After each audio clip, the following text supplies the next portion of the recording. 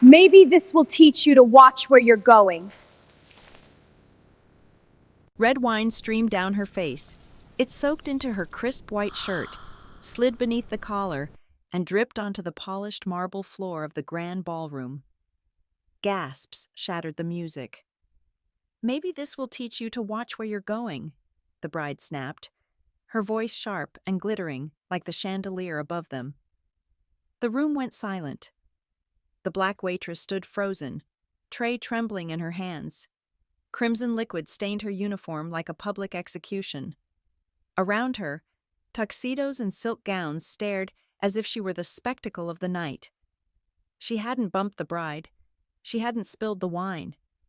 The bride had grabbed the bottle herself, and everyone knew it, but no one moved. No one spoke. Because this was the wedding of the century, heir to a tech fortune marrying the daughter of a political dynasty. And cameras were discreetly positioned. Investors were present.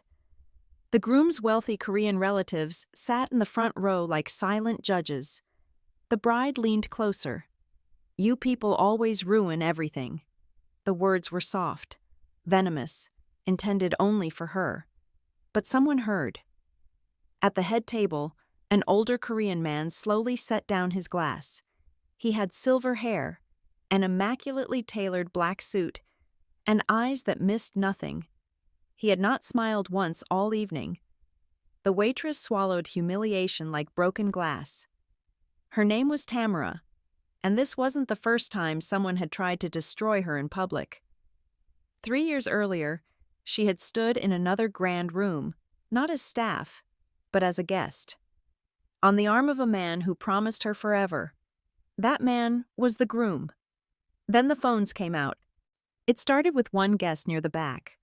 A soft glow, a quick glance downward, then another, and another. Within seconds, half the ballroom had their devices out, eyes widening, fingers scrolling with increasing urgency. Whispers cut through the silence like static.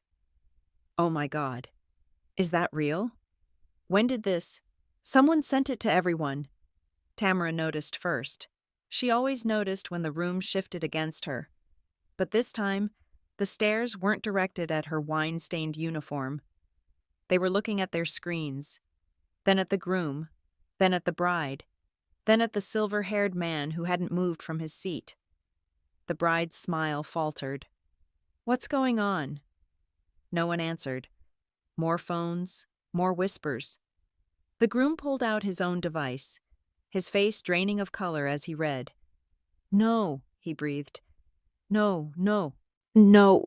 Victoria grabbed his arm. "Jason, what is it?" He didn't answer. He was staring at the head table, at his uncle. The silver-haired man remained perfectly still, his expression unreadable. But his eyes, cold, calculating, merciless, were fixed on his nephew. A woman in the third row stood abruptly, her champagne glass slipping from her hand and shattering on the floor. "This can't be true," she said, voice shaking. "What can't be true?" Victoria's voice rose, desperate now.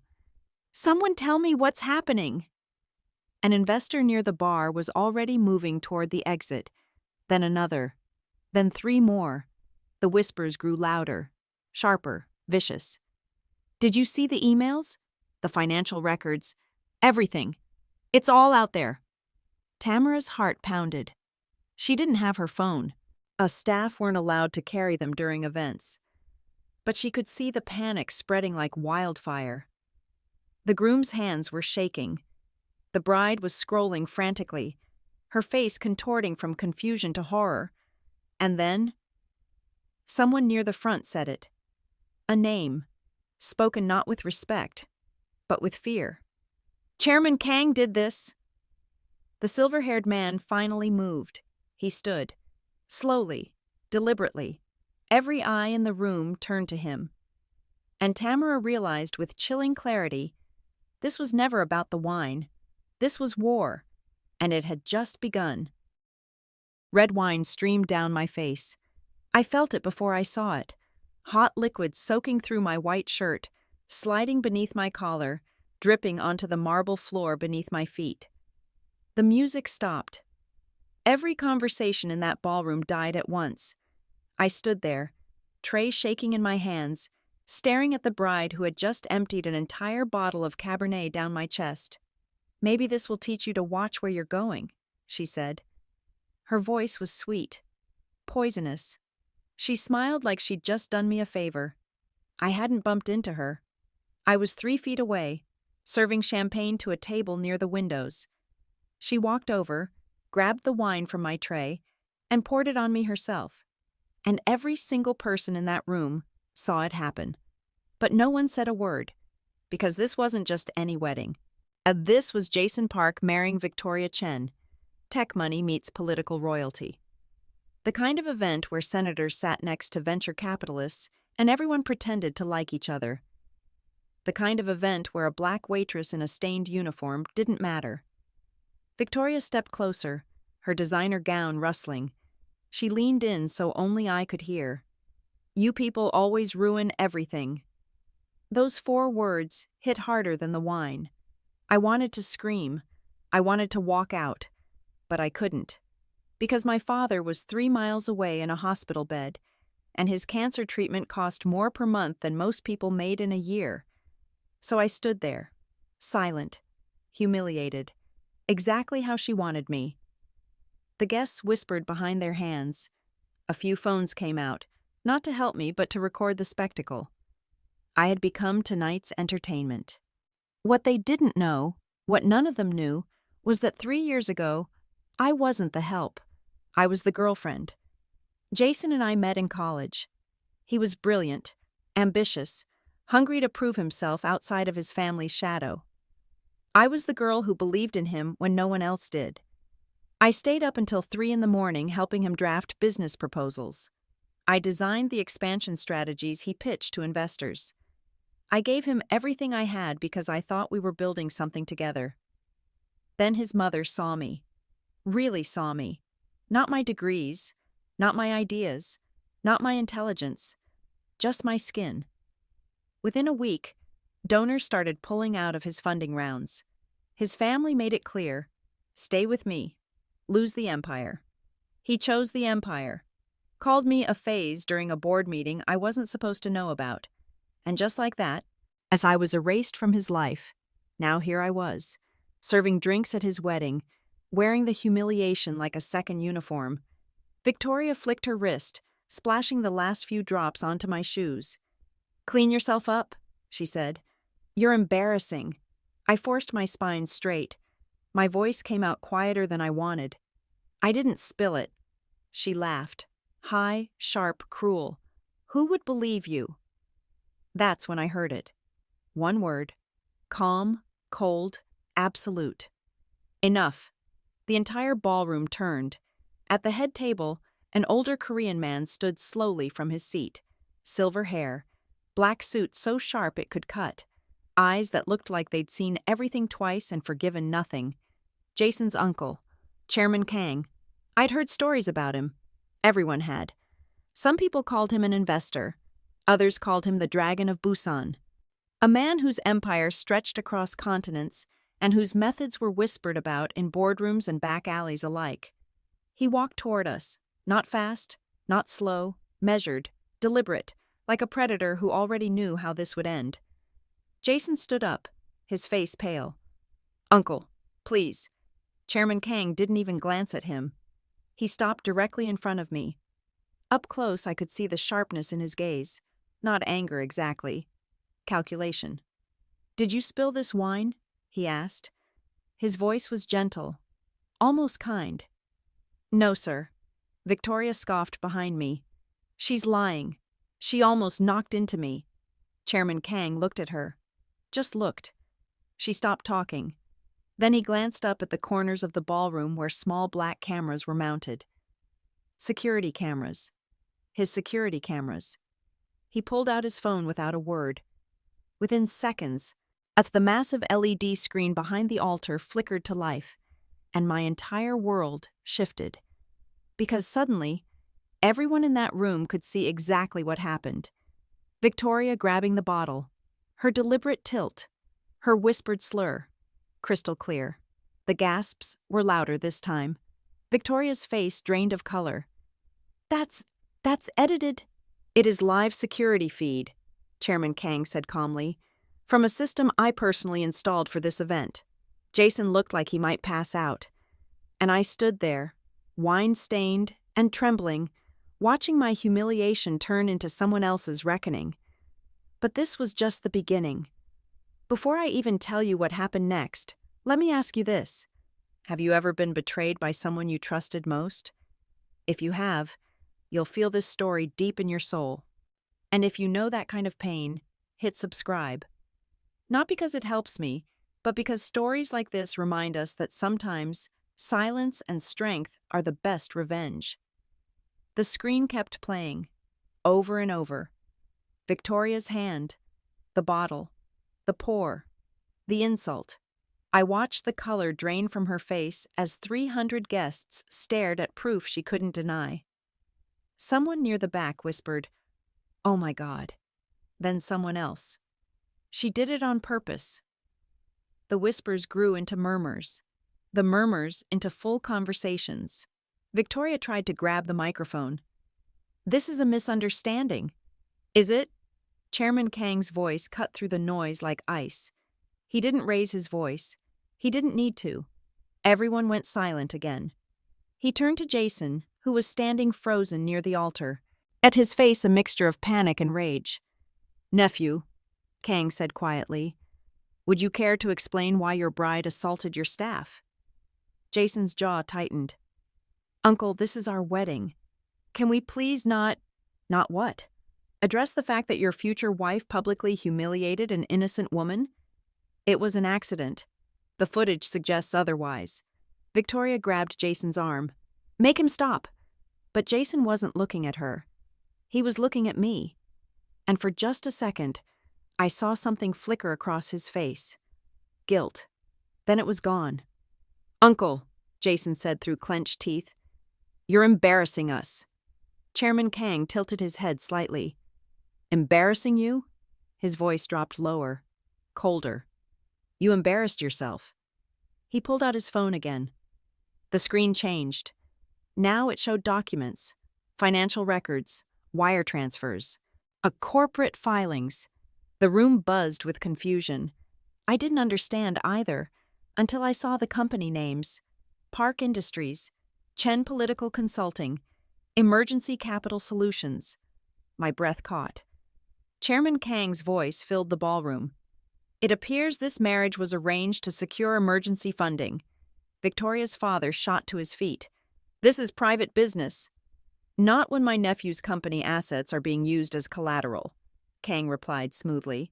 Jason's face went from pale to gray. I stared at the numbers on the screen.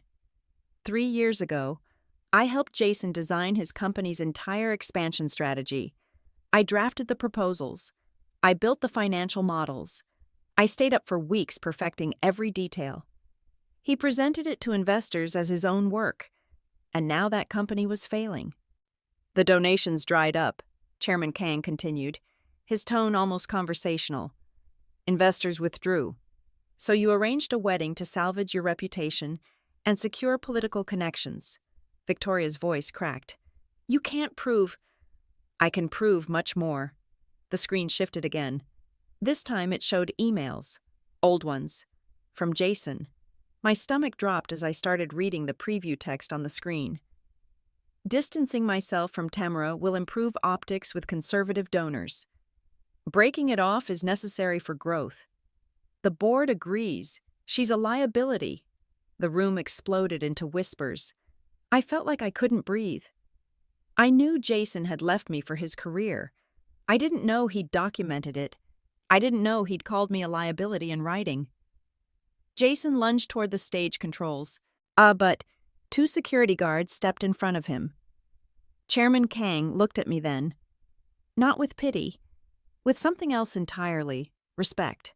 3 years ago, he said, his voice carrying across the ballroom, my nephew presented a brilliant expansion blueprint to our family's investment board. My heart was pounding so hard I thought everyone could hear it. I was impressed, so I investigated the source of that brilliance. No. I discovered it belonged to a woman he discarded. Every head in the room turned toward me. I wanted to disappear. I wanted to run, but my feet wouldn't move. Chairman Kang continued, his gaze never leaving Jason. She built the strategy that made your company valuable, and you traded integrity for appearances. Jason's hands were shaking. You have no right. I have every right. I funded your company, and I vouched for you to other investors, and you repaid that trust by stealing credit and destroying someone who believed in you. Victoria's voice was barely a whisper. Why do you care so much about her? Chairman Kang's expression hardened. Because I invest in talent and loyalty. He turned to face the officiant, who looked like he wanted to vanish into the floor. This ceremony is over. The words landed like a bomb. You can't just end it, Victoria screamed. I can, Kang replied. I own controlling interest in the venture capital firm funding this event. Effective immediately, all business partnerships are suspended pending review. Jason's knees nearly buckled. The guests started standing. Some were already heading for the exits. Reporters who had been invited for Society page coverage suddenly smelled something bigger. I stood there in my wine-stained uniform, watching 3 years of pain get validated in front of 300 witnesses. Victoria was crying. Jason was shouting into his phone. The father was screaming at his lawyers, and Chairman Kang walked toward me through the chaos. He stopped a few feet away. You deserve better than this room, he said quietly. My voice came out broken. I didn't ask for this. I know. He studied my face. Not my humiliation, but something deeper. I also know who authored those expansion plans. I have read every line. My hands were trembling. Why didn't you say anything before? His eyes were steady, honest. Because I wanted to see who my nephew truly was. He glanced at the wreckage unfolding around us. Now I know. The ballroom was collapsing. Not literally, but close. Investors were heading for the exits. Reporters were making calls. Victoria's mother was sobbing into her husband's shoulder while he barked orders at someone on his phone. Jason stood near the altar, looking like his entire world had just imploded. Because it had. And I was still standing there, frozen, trying to process what Chairman Kang had just done. He'd exposed everything. Not just Victoria's cruelty, not just the arranged marriage, but my stolen work, my stolen future. 3 years of silence, broken in minutes. Someone grabbed my arm. I flinched, but it was just Maria, another waitress. Girl, you need to get out of here, she whispered urgently, before this gets worse. But Chairman Kang was still standing in front of me, blocking my path like a wall. Come with me, he said. Let us discuss an opportunity. I blinked. What? An opportunity. A business proposal. My brain couldn't keep up. I don't understand. You will. Behind him, Jason finally broke free from whatever shocked paralysis had held him. He stormed toward us, his face twisted with rage. You had no right, he shouted at his uncle. No right to humiliate me like this. Chairman Kang didn't even turn around. I had every right. You used family resources to build a company on stolen work. That reflects on all of us. She's nobody. She is the architect of your only successful venture. That makes her considerably more valuable than you. The words hit Jason like a slap. He turned to me, his eyes desperate now. Tamara, listen. Do not speak to her, Kang said quietly. The tone wasn't loud, but it was final. Jason's mouth opened, then closed. For the first time in 3 years, he had nothing to say to me.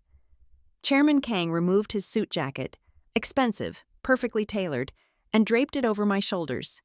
It was warm, heavy. It smelled like cedar and something else I couldn't name. It covered the wine stains completely. To humiliate someone publicly, he said softly, just to me, is a declaration of war. I met his eyes. And you just ended theirs. The faintest smile crossed his face. No, he corrected. You did, by surviving it. Something shifted in my chest. Not gratitude exactly. Something sharper, fiercer. He extended his hand. I looked at it. Clean, steady, offering something I didn't fully understand yet. Behind us, Victoria was screaming at the wedding planner. Security was escorting aggressive reporters out. The whole event was disintegrating into scandal. I could stay and watch it burn, or I could walk away. I took his hand. His grip was firm, certain. He led me through the chaos toward a side exit, and nobody tried to stop us. Nobody dared. As we passed Jason, I heard him say my name one more time. Tamara. Wait. I didn't turn around. I just kept walking. Out of the ballroom, out of his world, into something I couldn't see yet, but could feel waiting. The hallway was quiet, cool. My heels clicked against the marble. Chairman Kang walked beside me. Not ahead, not behind. Equal. Where are we going? I finally asked. Somewhere private, where we can talk without interruption. About what? He glanced at me. About what you built, and what you could build next. We stepped into an elevator. The doors closed, sealing us away from the disaster upstairs. In the silence, I became aware of how close we were standing, how tall he was, how steady. You investigated me, I said. It wasn't a question. I did. Why? Because 3 years ago, my nephew presented a proposal that was far beyond his capabilities. I wanted to know where it came from. The elevator descended smoothly. When I discovered you, he continued, I also discovered what he did to you, how he used you and discarded you. My throat tightened. And you waited 3 years to do something about it? I waited for the right moment. Revenge is most effective when it is precise. The doors opened into an underground parking garage. A black car waited. Sleek, expensive, driver standing at attention. Kang gestured for me to enter first. I hesitated. I'm not charity, I said. His eyes flickered with something that might have been approval. Good. I do not offer charity. I offer partnership. You don't even know me. I know your work. I know your capacity. That is enough to begin. I looked back at the elevator. I could go back up there, face Jason, face Victoria, face all of it alone. Or I could get in this car. I got in the car. Chairman Kang slid in beside me. The door closed with a soft, final sound. The driver pulled out smoothly, and through the tinted windows, I watched the hotel disappear behind us. What happens now? I asked quietly. Kang looked at me with those calculating eyes. Now, he said, you stop surviving. He paused. And you start building an empire. The car ride was silent. Not awkward, just heavy with everything that had just happened. I sat there in Chairman Kang's jacket, staring out the window as the city lights blurred past. My phone was back at the venue in my locker. I had no idea what time it was. No idea where we were going. I should have been scared, but I wasn't. I was numb. The adrenaline from the confrontation was wearing off, leaving behind exhaustion and something else. Clarity. For 3 years, I'd been hiding, working jobs I was overqualified for, avoiding anything that might put me back in Jason's world. I'd made myself small, and tonight, someone had forced me back into the light. We're here, Chairman Kang said. I looked up. We'd stopped in front of a glass tower in the financial district. Sleek, modern, the kind of building that screamed money. The driver opened my door, and I stepped out onto the sidewalk. Kang led me inside without a word. The lobby was empty this late at night. Our footsteps echoed across marble floors as we crossed to a private elevator. He scanned his palm. The doors opened immediately. We rode up in silence. When the doors opened again, we stepped directly into an office. Not a hallway, not a reception area, just an office. Floor-to-ceiling windows overlooking the entire city. Minimalist furniture. Everything precise, controlled, expensive. This was his space. And he'd brought me here. Kang moved to a bar cart and poured 2 glasses of water. Not wine, I noticed. He handed me one. "Sit," he said. Not a command, an invitation. I sat on the leather couch, still wearing his jacket. He took the chair across from me, studying me like I was a puzzle he was trying to solve. Tell me what you want," he said finally. I almost laughed. What I want? Yes. I want my father to not die from medical bills. I want to stop working 3 jobs just to survive. My voice cracked. I want to stop feeling like I made a mistake by being myself. Kang nodded slowly. Understandable. But I am asking what you want professionally. I set down the water glass. I don't know anymore. I used to want to build something that mattered, but that dream died when Jason took credit for my work. Then take it back. It's too late. It is never too late. He leaned forward slightly. I know you graduated top of your class in economics.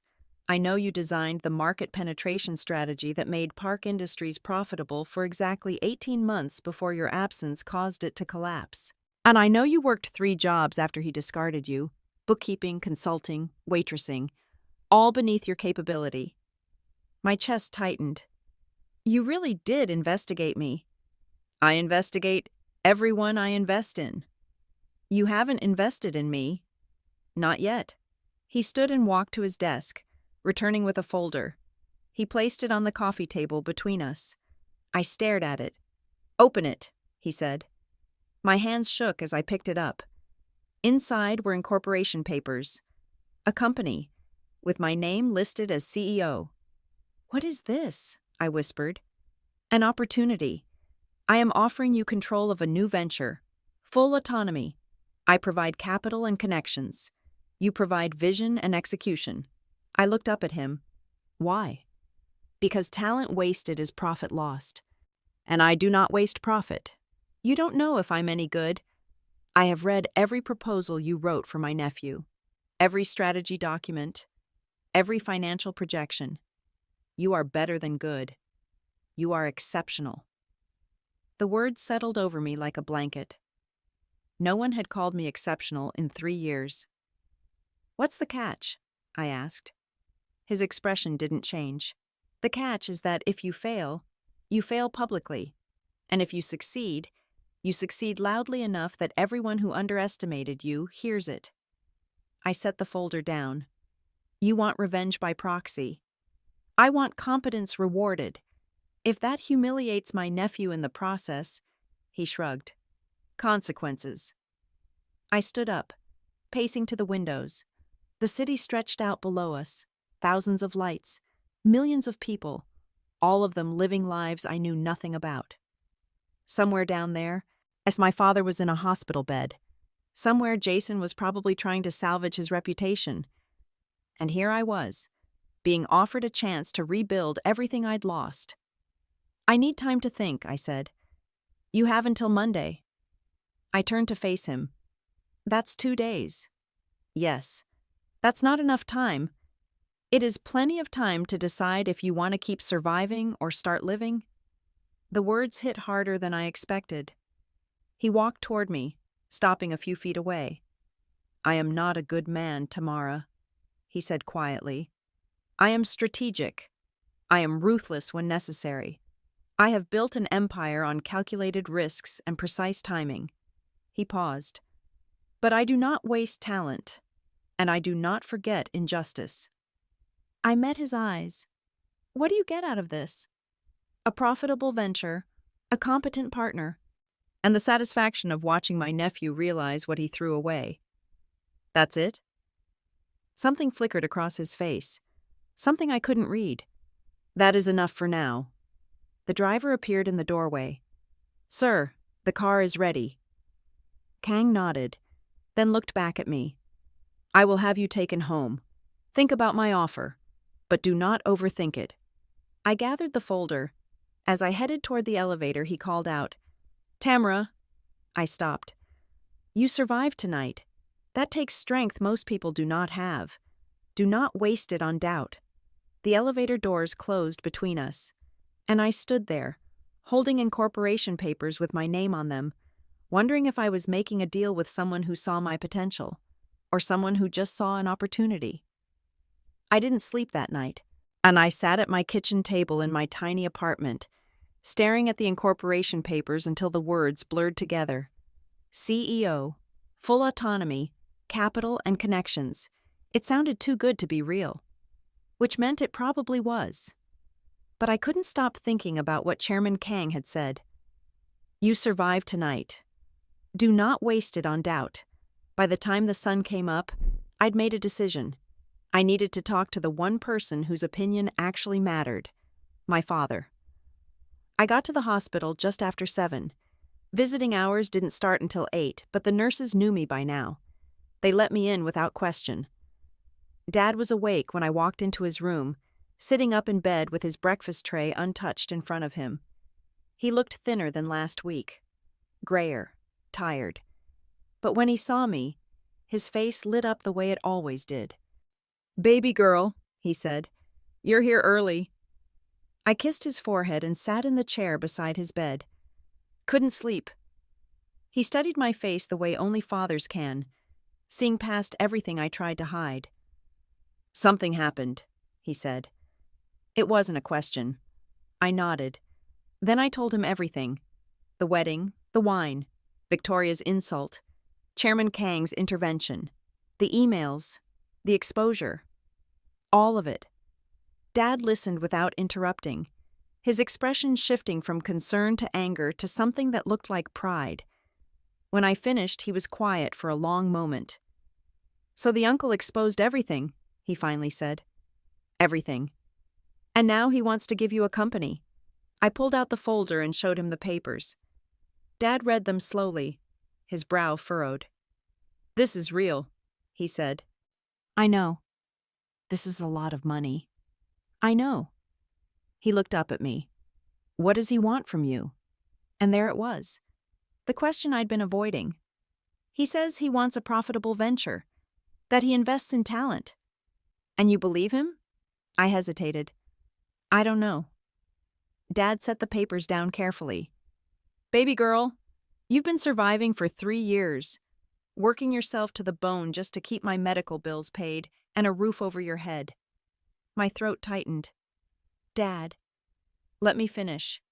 His voice was gentle but firm. "You gave Jason your ideas for free because you loved him. You gave him everything you had, and he used it to build something without you." I looked away. "Don't give this man your doubt for free because you're scared," Dad continued. "If he's offering you a real chance, take it. And then if he tries to use you the way Jason did, you're smart enough to see it coming this time." "What if I fail? What if you don't?" The same question Chairman Kang had implied. Dad reached for my hand. His grip was weaker than it used to be, but still steady. "You built something once," he said. "Someone else took credit, but you still built it. You can build it again." "This is different." "How?" "Because this time, I'd be doing it with his money, his connections. If it fails, I don't just lose my own dream, I lose his investment too. And," I blinked, "and people will say I couldn't handle it, that I wasn't good enough, that you're a black woman who got a handout and couldn't deliver." The words hurt because they were true. "Yeah," I whispered. Dad squeezed my hand. "Baby, people have been doubting you your whole life. You prove them wrong every single time. Don't let fear of what they might say stop you from building what you know you can." A nurse came in to check his vitals, and we fell silent. When she left, Dad spoke again. "This Chairman Kang," he said. "What's he like?" I thought about it. Cold, calculating. He doesn't smile much. Everything he does feels deliberate, like he's 10 steps ahead of everyone else. "Does he scare you?" "A little." "Why?" "Because he sees too much. Like he already knows what I'm going to do before I do it." Dad nodded slowly. "Men like that are dangerous." "I know." but they're also useful, if you're smart. I looked at him. What are you saying? I'm saying take the deal. Build the company, but watch him closely. Don't let him control you the way Jason tried to. And if he tries? Dad's expression hardened despite his weakness. Then you walk away with your head high. You've done it before. I sat there for a long time, holding my father's hand, feeling the weight of his words settle into my bones. He was right. I'd survived Jason. I'd survived 3 years of humiliation and poverty and working jobs beneath my capability. I'd survived last night. I could survive this too. And maybe, just maybe, I could do more than survive. I could build something that was actually mine. When I left the hospital 2 hours later, I had the folder tucked under my arm and a decision made. I pulled out my phone and found the number Chairman Kang had written on the back of his business card. I typed out a message. I'll take the deal. When do we start? The response came in less than a minute. Monday, 9 a.m. My office. Come prepared to work. I stared at the message. Then I looked up at the hospital behind me, thinking about my father in that room, fighting to stay alive. He'd given me everything he had. The least I could do was fight just as hard. I started walking toward the subway, my mind already racing with ideas, plans, strategies, everything I'd buried for 3 years, coming back to life. By the time I got home, I'd started a list. And for the first time in a long time, I felt like myself again. Not the woman Jason had discarded, not the waitress who got humiliated at a wedding, but Tamara, the woman who built empires. And this time, nobody was taking credit but me. Monday morning came too fast.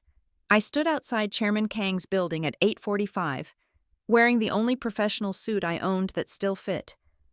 It was 3 years old. The hem was slightly frayed, but it was clean, pressed, and the best I had. I took a deep breath and walked inside. The receptionist recognized me immediately, or maybe Kang had sent my photo ahead. "Miss Tamara," she said with a polite smile, "Chairman Kang is expecting you, 15th floor." The elevator ride felt longer than it had on Saturday night. When the doors opened, Kang was already waiting. He looked exactly the same. Immaculate suit, silver hair perfectly styled, expression unreadable. "You are early," he said. "You said 9. It's 8:58. I said 9. Most people interpret that as 9:15. I'm not most people. The corner of his mouth twitched. Almost a smile. "No, you are not." He led me down a hallway into a conference room. 6 people were already seated around the table. All men, all white except for one Asian man in his 50s. They looked up when I entered. Their expressions ranged from curious to skeptical to outright dismissive. Kang gestured to an empty chair. "Gentlemen, this is Tamara Chen, your new CEO." I froze. He hadn't mentioned I'd be meeting investors today. He hadn't mentioned anything except, "Come prepared to work." One of the men, gray hair, expensive watch, the kind of face that screamed old money, leaned back in his chair. "A bit young, isn't she?" he said. Not to me, to Kang. Like I wasn't even in the room. Kang sat down at the head of the table. "Age is irrelevant. Capability is not." "With all due respect, Chairman," another investor said, "we're putting significant capital into this venture. We'd like to know what qualifies her to run it." I opened my mouth to answer, but Kang spoke first. "She designed the expansion strategy that made Park Industries profitable for 18 months, before that strategy collapsed due to incompetent execution." The room went quiet. "You're talking about Jason Park's company?" the first man asked. "I am. He presented that strategy himself. He stole it." Kang's voice was flat, final. "From her." All eyes turned to me. I felt exposed, judged, but I kept my spine straight. "Miss Chen," Kang said, looking directly at me, "present your vision." My heart was pounding. And I hadn't prepared a formal presentation. I thought today would be paperwork and introductions. But this was a test, and I could either pass or prove everyone in this room right. I stood up, walked to the whiteboard at the front of the room, and started talking. The current market is saturated with companies trying to compete on price, I said. They race to the bottom, cutting costs until quality suffers and customers leave. I wrote 3 words on the board: cultural specificity, localized branding, community trust. What if instead of competing on price, we competed on connection? One of the investors frowned. Connection? Underserved markets don't need cheaper products. They need products that actually understand them, that speak their language, that solve problems other companies ignore because they're too focused on mass appeal. I turned back to the board. We target immigrant communities, second-generation families, neighborhoods where people have money but feel invisible to major brands. We build localized campaigns. We hire from within those communities. We make them feel seen. The room was silent. I kept going. This isn't charity. This is strategy. These markets are worth billions, but most companies don't know how to reach them because they don't respect them enough to try. I outlined the numbers: demographic data, purchasing power, market gaps. Everything I'd been thinking about for 3 years, but never had the resources to execute. When I finished, I set down the marker. That's my vision, I said. You can fund it or not. But I know it works. The investors exchanged glances. The older man with the expensive watch cleared his throat. It's ambitious. It's smart, I corrected. His eyebrows raised. Then he looked at Kang. She always this confident? Only when she is correct, Kang replied. Another investor leaned forward. What makes you think you can execute this? You have no management experience. I have 3 years of survival experience, I interrupted. I've worked in communities you've never set foot in. I know what they need because I've lived it. That's not the same as running a company. Then teach me the parts I don't know. But don't question whether I understand the market. Because I am the market. Silence. Then the Asian investor, the one who hadn't spoken yet, smiled. I like her, he said to Kang. Kang's expression didn't change. I told you she was worth the investment. The meeting continued for another hour. They asked questions, hard ones, about scaling, about logistics, about competition. I answered every single one.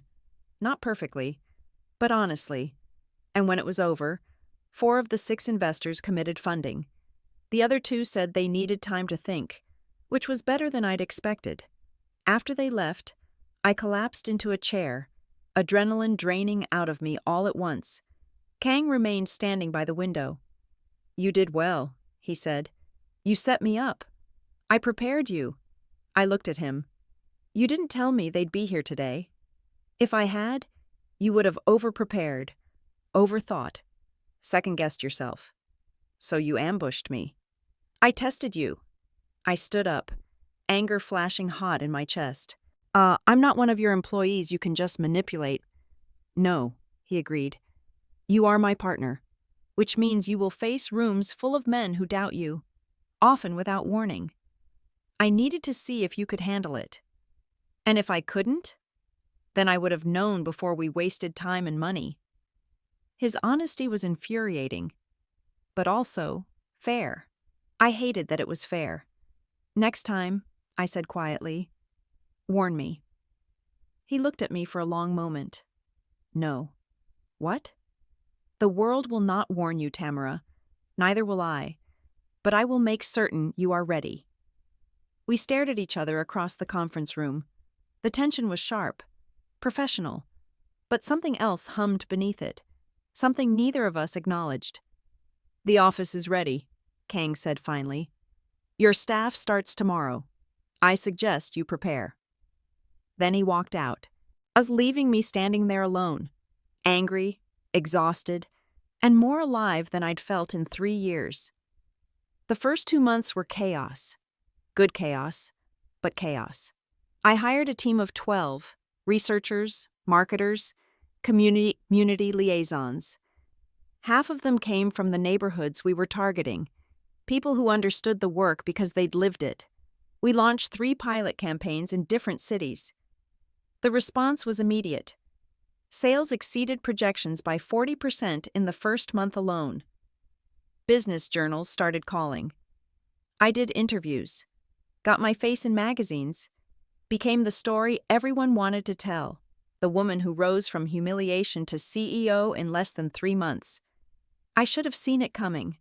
Success makes you visible, and visibility makes you a target. It started small. Documents that should have been confidential, showing up in competitors' campaigns. Our pricing strategy leaked before launch. A product design we'd spent weeks developing suddenly appeared on another company's website. At first, I thought it was coincidence. Bad luck. Then it happened again, and again. By the third incident, I knew. Someone inside my company was selling information. I called an emergency meeting with my leadership team. 6 people sat around the table, the ones I trusted most. "We have a leak," I said. No point dancing around it. They exchanged glances. My head of operations, Grace, spoke first. "Are you sure?" "I'm sure." Grace was a black woman in her early 40s, sharp, experienced. I'd hired her personally after 3 rounds of interviews. She was supposed to be someone I could count on. "Could it be a hack?" she asked. "No. The information being leaked is too specific. It's coming from someone with internal access." My marketing director shifted uncomfortably. "What do we do?" "We find them." I spent the next 72 hours barely sleeping. I cross-referenced access logs, tracked email patterns, reviewed security footage, and slowly, a pattern emerged. Documents accessed at odd hours, external emails sent from a personal account, all traced back to one person, Grace. I didn't want to believe it, but the evidence was clear. I called her into my office on a Friday afternoon. She walked in with her usual confidence, portfolio tucked under her arm. "You wanted to see me?" I slid a folder across the desk. She opened it. Her expression didn't change, but I saw the moment she realized what she was looking at. Logs, emails, proof. "Why?" I asked. She closed the folder slowly. "You really want to know?" "Yes." She leaned back in her chair, arms crossed. "Because you got lucky." The words hit like ice water. "Excuse me?" "You got chosen by a powerful man. You got handed a company, funding, resources. The rest of us have to actually work for what we get." My hands clenched under the desk. "I earned this. You earned nothing." Her voice was cold, bitter. "You slept your way into this position. Don't pretend otherwise." You didn't have to." Chairman Kang saw a pretty face and a sob story and decided to play savior. That's not merit. That's luck. I felt like I'd been punched. "I trusted you," I said quietly. Grace laughed. Sharp, humorless. "And I took advantage of that trust. Because someone offered me more money to feed them information than you were paying me to keep it secret. That's business." "Who paid you?" She smiled. "Does it matter?" But I already knew. Jason.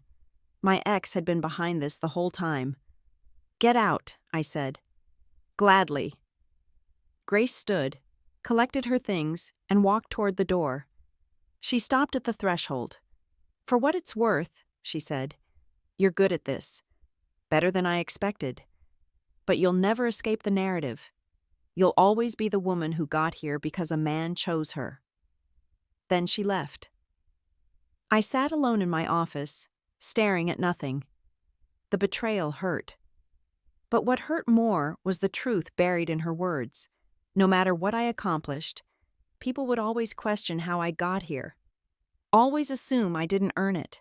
Always reduce me to someone's charity case. I called Kang. He answered on the second ring. "What happened?" Not a question. A statement. He already knew something was wrong. "Grace was the leak," I said. "Jason paid her. Silence on the other end. Then, "Where are you?" "My office." "Stay there. I am coming." He hung up before I could respond. 20 minutes later, he walked through my door without knocking. I was still sitting at my desk, hadn't moved.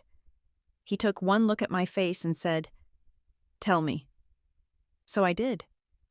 Everything Grace had said, every accusation, every piece of doubt she'd planted. When I finished, Kang was quiet for a long moment. "She is wrong," he said finally. "Is she?"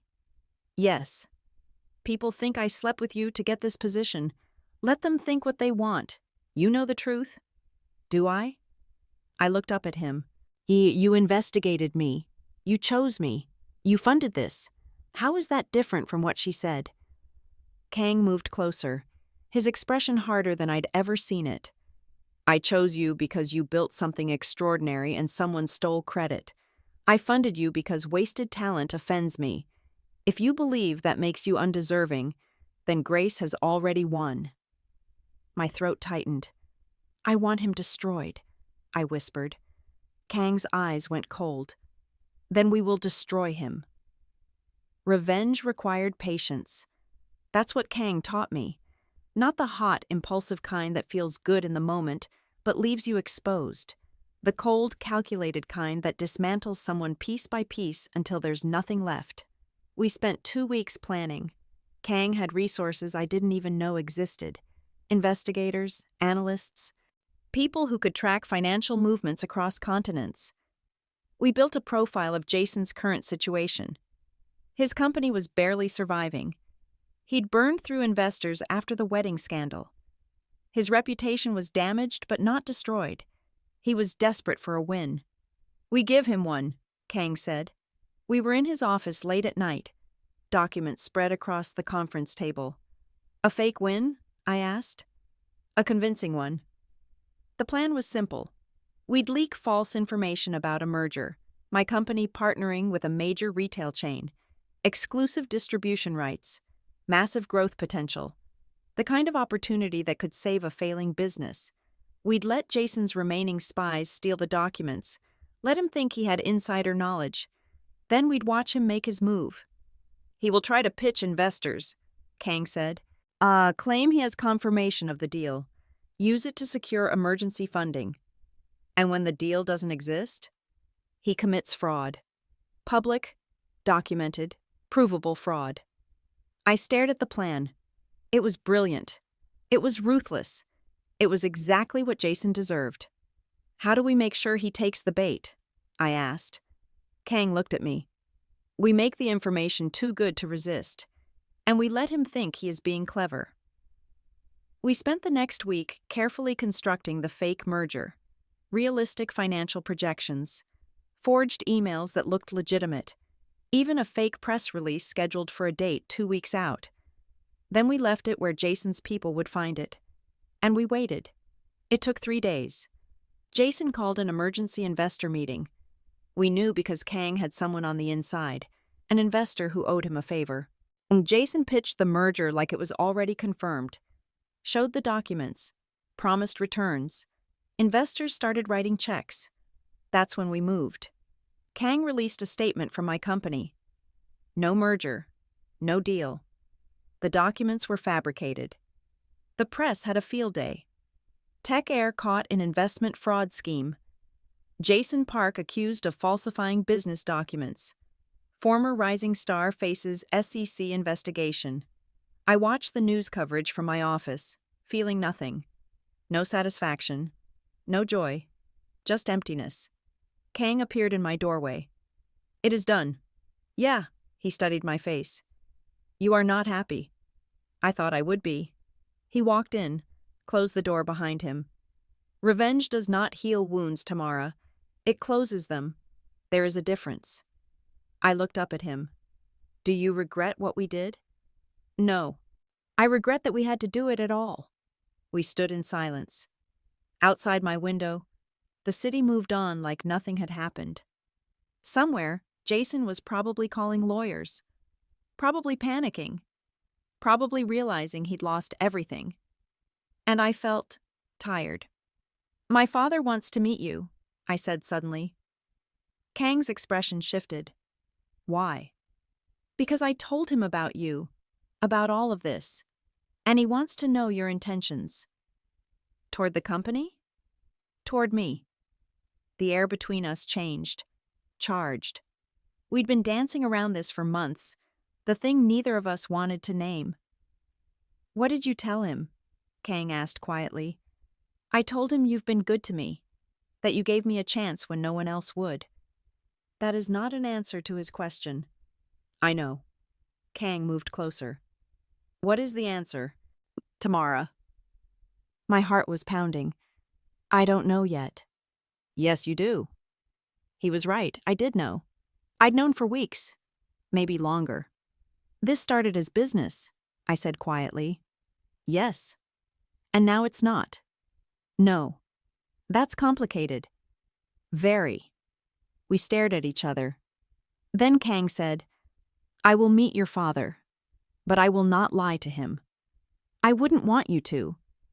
Even if the truth is complicated, especially then. Something shifted in his expression. Not soft exactly, but open. When? He asked. Saturday, 2:00. He nodded once. I will be there. Then he left, and I sat alone with the weight of what we just admitted without saying. Jason was destroyed. The company was thriving. My father was stable. Everything I'd wanted 3 months ago I now had. So why did it feel like the hardest part was just beginning? Yet you know what hurts the most? Not what they did, but that I still tried to make them proud after everything. If you've ever given people too many chances, you already understand this pain. Don't just scroll. Subscribe. Join people who've been through it too, because you deserve stories that make you feel seen. Saturday came with rain. I picked Kang up from his building at 1:30. He was waiting outside, umbrella in hand, wearing a suit that probably cost more than my car. You did not have to drive, he said as he got in. I wanted to. The drive to the hospital was quiet, not uncomfortable, just heavy with anticipation. Are you nervous? I asked. Should I be? My father's protective. He's going to ask hard questions. I would expect nothing less. I glanced at him. You've really never been nervous about anything, have you? I have been nervous exactly twice in my life, Kang said. Once when my wife was diagnosed with the illness that eventually killed her, and once 3 days ago when you asked me this question. My hands tightened on the steering wheel. He'd never mentioned being nervous about me before. We parked in the hospital garage and walked through the rain to the entrance. Dad was sitting up when we arrived, looking stronger than he had in weeks. The new treatment was working. He looked at Kang with the kind of assessment only fathers can manage. Chairman Kang, he said. Mr. Williams. Kang extended his hand. They shook, and I saw my father measure him in that single gesture. Tamara, baby, can you give us a few minutes? Dad asked. My stomach dropped. Dad, it's fine, Kang said quietly. I looked between them, then nodded. I waited in the hallway for 30 minutes. 30 minutes that felt like hours.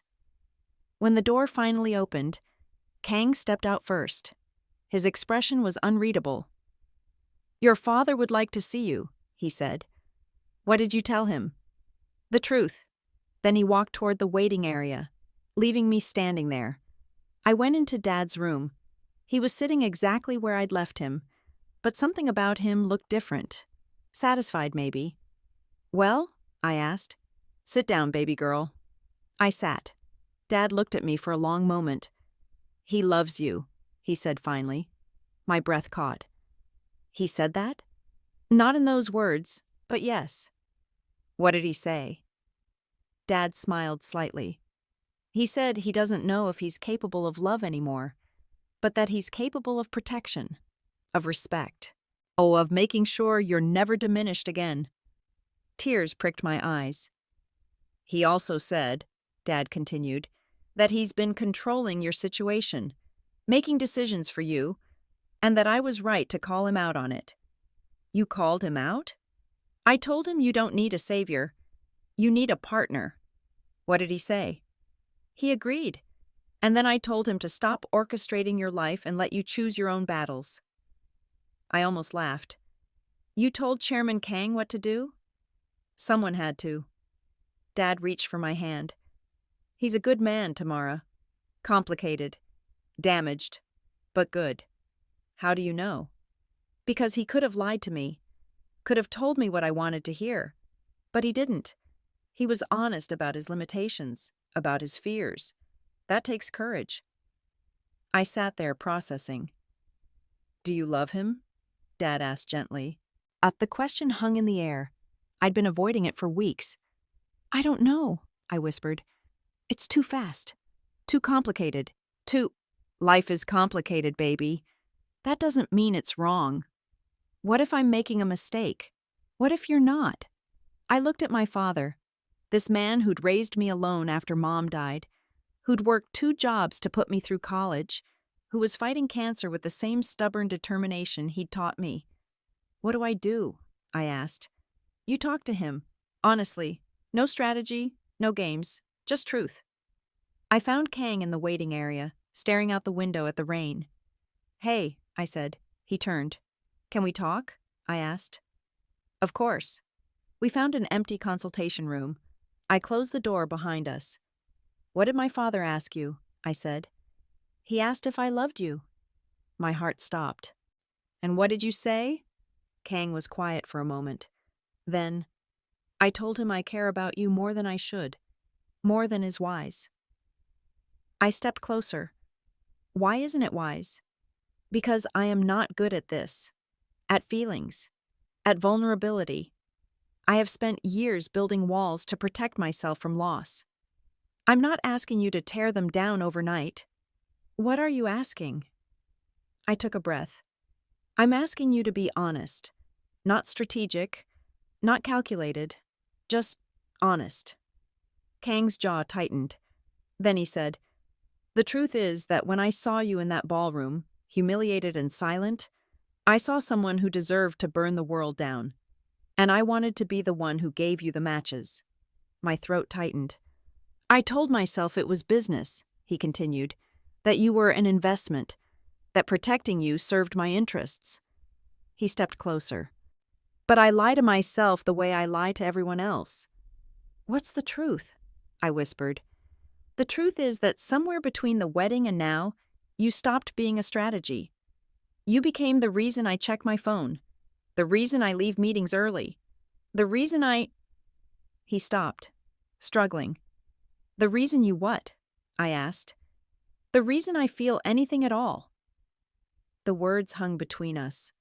Raw, real, terrifying. I reached for his hand.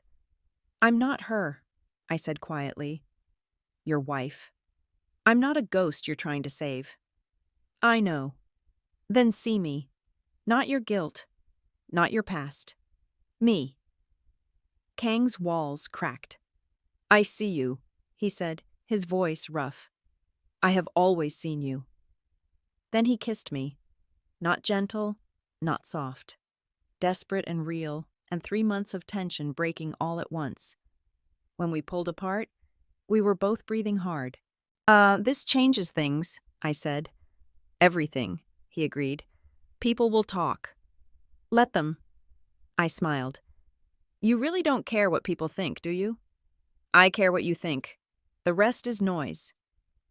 We stood there in that tiny consultation room, rain hammering against the window, the world moving on outside. And for the first time in 3 years, I felt like I was exactly where I was supposed to be. 6 months later, everything had changed. My company had expanded into 5 new markets. We'd hired 30 more employees. Forbes named me one of their top 30 under 30. And I was standing on a stage in front of 300 people accepting an award for innovation in community-focused business. Kang sat in the front row, watching with that expression he always wore, proud but controlled. We'd been together officially for 4 months. The press had a field day with it at first. CEO dating her investor. Conflict of interest or love story. From wedding scandal to corporate romance. The headlines were exhausting, but we stopped reading them after the first week. What mattered was the work, and the work was thriving. After the ceremony, we went to dinner at a quiet restaurant downtown. Just the two of us. "You looked nervous up there," Kang said. "I hate public speaking." "You are excellent at it." I smiled. "Liar." "I do not lie. I observe accurately." We ordered wine. Red, ironically. When it came, I stared at the glass. "What?" Kang asked. "Just thinking about the last time someone poured wine on me." "That woman is bankrupt now, I believe." "Victoria?" "Yeah. Her father's company collapsed after the scandal. Last I heard, she moved to Europe." "And your ex?" I took a sip of wine. "Jason got 18 months. White-collar prison, so basically a resort. But his reputation is destroyed. He'll never work in tech again." "Does that satisfy you?" I thought about it. "It used to. Now it just feels distant, like it happened to someone else." Kang reached across the table, took my hand. "That is called healing." We ate in comfortable silence for a while. Then Kang said, "Your father called me yesterday." I looked up.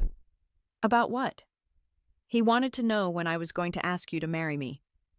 I almost dropped my fork. "What did you tell him?" "That I would ask when you were ready to hear it." My heart was pounding. "And when will that be?" "I am still determining." "Very strategic of you." He smiled, that rare, genuine expression I'd learned to treasure. "I have learned that not everything requires strategy. Some things simply require patience." We finished dinner and walked through the city. It was late spring now, warm enough that we didn't need coats. Kang had loosened his tie, the closest he ever came to casual. "Do you ever regret it?" I asked. "Ending Jason's wedding that way?" "No. Do you?" "No, but sometimes I wonder what would have happened if you hadn't intervened. You would have survived, found another way." "You don't know that." "Yes, I do. Because survival is what you do. It is who you are." We stopped at a bench overlooking the river. The city lights reflected on the water like stars. "I used to think power was about proving people wrong," I said. "And now? Now I think it's about choosing who deserves your energy." Kang turned to look at me. "You have become dangerous," he said softly. "I learned from the best." "No, you were always dangerous. I simply gave you permission to stop hiding it." I leaned against him, feeling the solid weight of his presence. "Thank you," I said quietly. "For what?" "For seeing me. When everyone else just saw a story they could use." Kang's arm came around my shoulders. "Thank you," he said, "for letting me." We sat there for a long time, watching the river flow past. Somewhere in this city, my father was sleeping peacefully, cancer in remission, bills paid, future secure. Somewhere, Jason was probably still trying to salvage something from the wreckage of his life. Somewhere, Victoria was reinventing herself in a country that didn't know her shame. And here I was.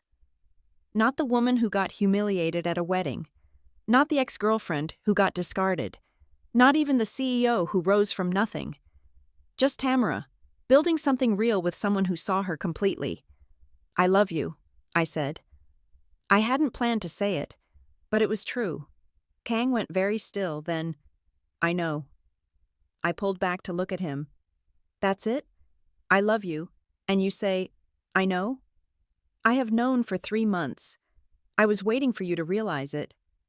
"You're insufferable." "I am accurate." I laughed despite myself. Then Kang cupped my face in his hands.